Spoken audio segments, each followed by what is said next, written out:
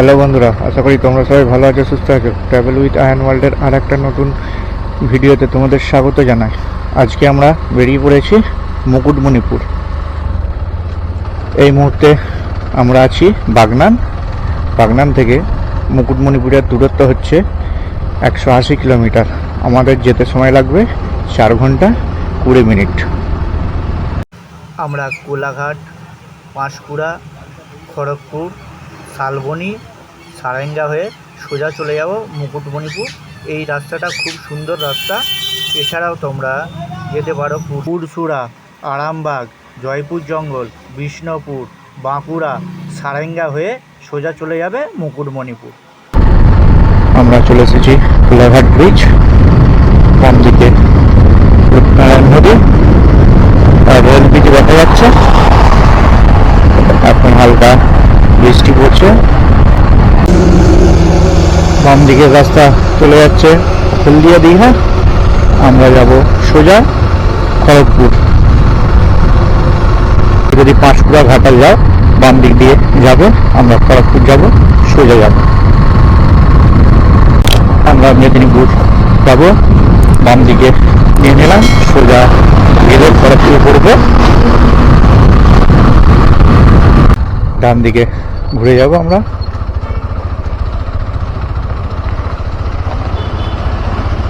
Over ব্রিজের নিচে দিয়ে গিয়ে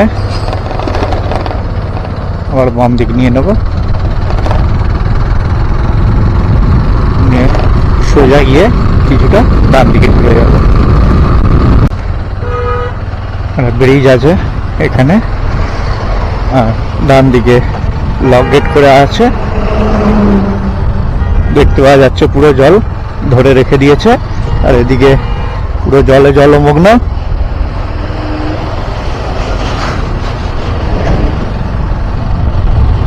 আর লক গেটে দেখো ওদিকটা জল নেই। বাঁকুড়া 101 কিলোমিটার, রানীগঞ্জ 151, মোরগ্রাম 295, দুর্গাপুর 194 সোজা। আমরা এখন শালবনীতে চলে এসছি। বাম দিকে ওয়েলকাম টু শালবনী লেখা দিল।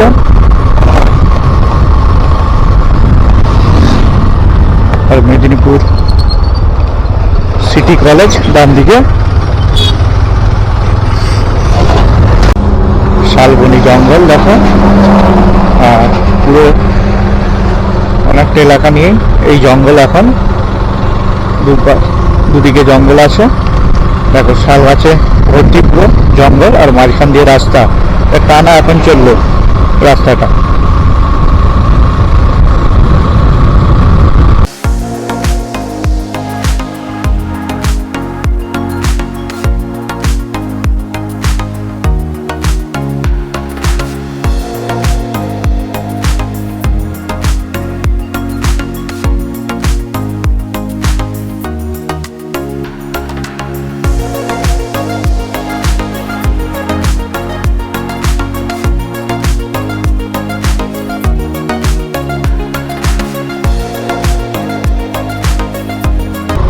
ডান দিকে দেখো পুরো শাল গাছে ভর্তি, আর মেদিনীপুর ঘাটাল এটা দিয়ে গাড়ি যাচ্ছে, লং রুটের গাড়ি এগুলো।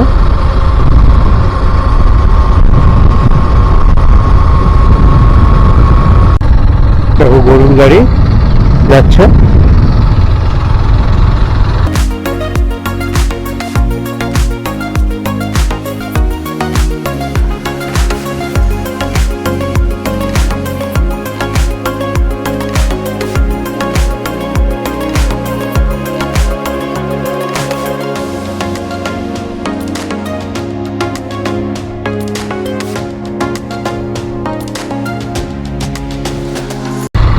Bankura 75 kilometre, Raniganj 125 kilometre, Morgram 269, Bishnupur 39 kilometre.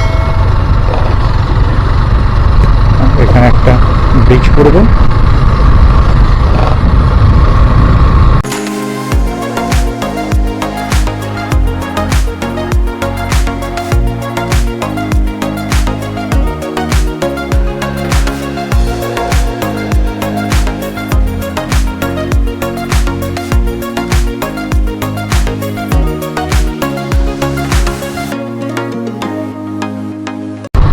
এখানে একটা টার্নিং করবে, আমরা বাম দিকে নিয়ে নেব।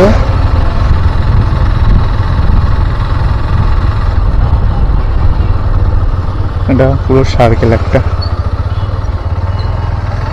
আমরা এই বাম দিকে চলে যাব।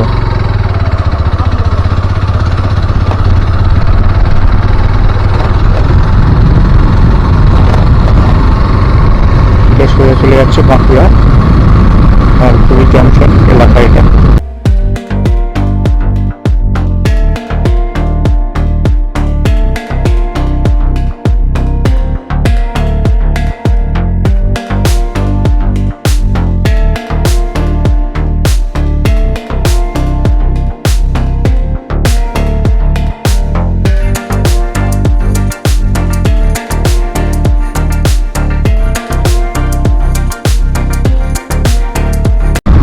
এই জঙ্গলের সাইডে সাইনবোর্ড লাগানো আছে হাতি পারাপার করার জন্য, যে কোনো সময় হাতি রাস্তার এপার থেকে ওপারে যেতে পারে, তাই জন্য গাড়ি খুব সাবধানের সাথে তোমরা চালাবে। 6 নম্বর জঙ্গল করলো, এই জায়গায় হরিণ পারাপার করে, রাস্তার ধারে সাইনবোর্ড দেওয়া আছে, আর সাবধানের সাথে গাড়ি চালাতে হবে। পুরো ঘন জঙ্গল দেখো, শাল গাছে ভর্তি, পুরো এদিকে শাল গাছে ভর্তি।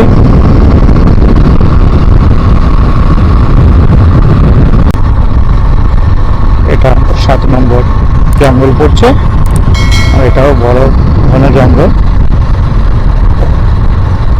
Sarenga 7 kilometre, Simlapal 28 kilometre, Bankura 68 kilometre, Raniganj 117 kilometre, Durgapur 113 kilometre. আমরা ডান দিকে যাব। এখান থেকে ভিতর দিয়ে একটু শর্টকাট রাস্তা নিলাম আমরা, আর খুবই ঘনবসতিপূর্ণ এলাকা এটা। আমরা চলে এসেছি পিমো, এখান থেকে আমরা নেব বাম দিকে, আর জংশন এলাকা তো আস্তে আস্তে বাম দিকে নিয়ে নেব।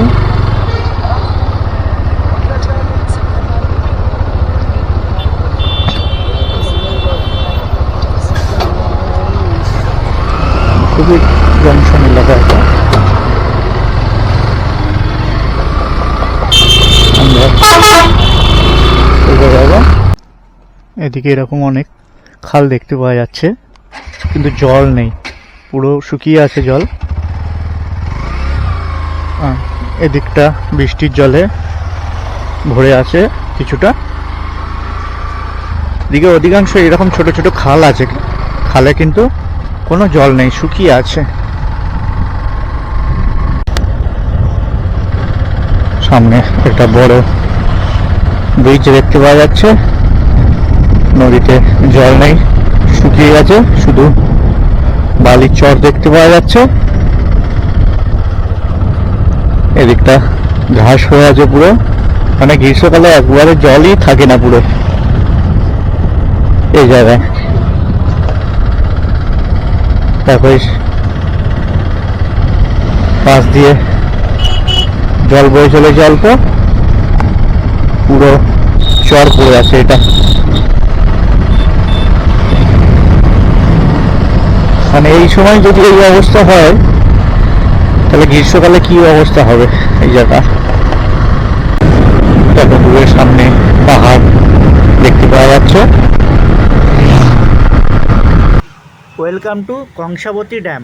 আমরা এই মুহূর্তে চলে এসেছি মুকুটমণিপুর কংসাবতী ড্যামের কাছে। এটা কংসাবতী সেচ দপ্তর।